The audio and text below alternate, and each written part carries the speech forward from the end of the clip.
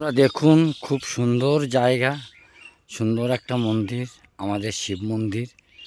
খুব দেখার মতন শিব মন্দির। এখানে অনেক পুজো হয়, রাধাকৃষ্ণও আছে। সুন্দরভাবে দেখুন, খুব দারুণ জায়গা।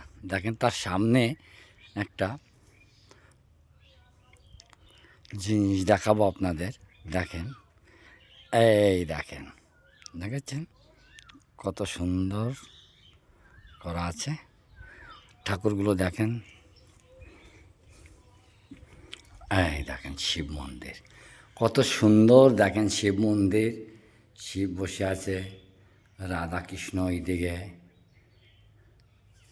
শিব দেখেন আপনারা কত সুন্দর। দেখেন গণেশও আছে, এই দেখেন একটু বড় করে দেখেন, এই দেখেন শিব।